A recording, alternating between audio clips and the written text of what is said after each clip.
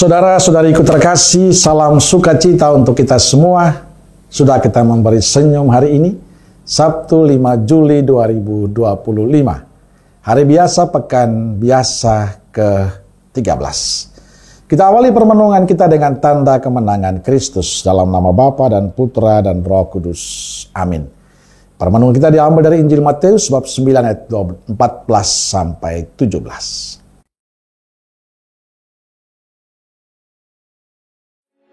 Kemudian datanglah murid-murid Yohanes kepada Yesus dan berkata, "Mengapa kami dan orang Farisi berpuasa, tetapi murid-muridmu tidak?" Jawab Yesus kepada mereka, "Dapatkah sahabat-sahabat mempelai laki-laki berduka cita selama mempelai itu bersama mereka?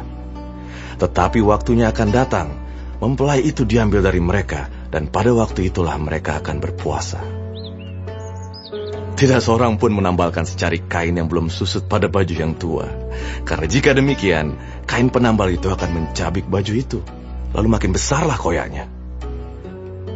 Begitu pula anggur yang baru, tidak diisikan ke dalam kantong kulit yang tua, karena jika demikian, kantong itu akan koyak sehingga anggur itu terbuang dan kantong itu pun hancur. Tetapi anggur yang baru disimpan orang dalam kantong yang baru pula, dan dengan demikian terpeliharalah kedua-duanya."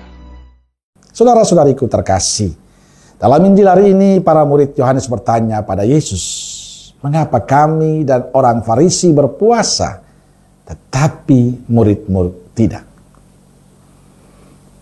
Yesus menjawab mereka, "Dapatkah sahabat-sahabat mempelai laki-laki berduka cita selama mempelai itu bersama mereka?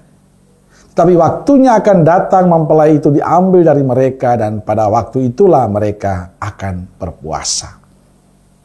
Saudaraku yang terkasih, jawaban Yesus sebenarnya memperjelas tujuan kedatangannya, yakni membawa perubahan, tata nilai, kesalehan, dan keutamaan. Ia ingin memberi makna lain dari puasa.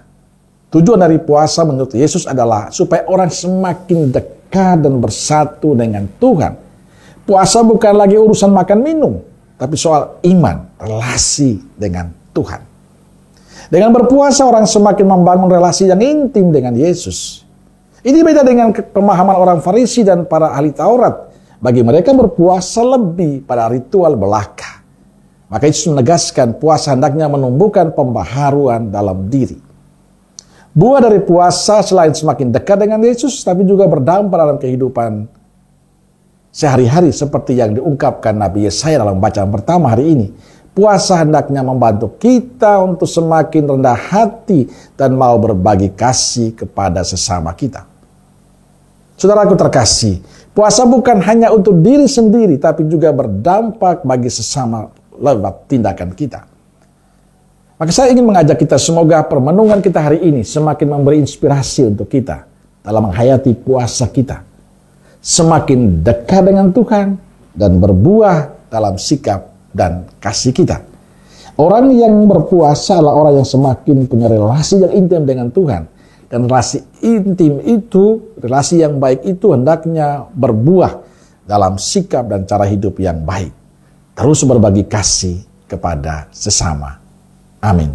Semoga Allah yang Maha Kasih memberkati saudaraku sekalian, Bapa, Putra, dan Roh Kudus. Amin. Roh Kudus Nazaret, doakanlah kami. Amin.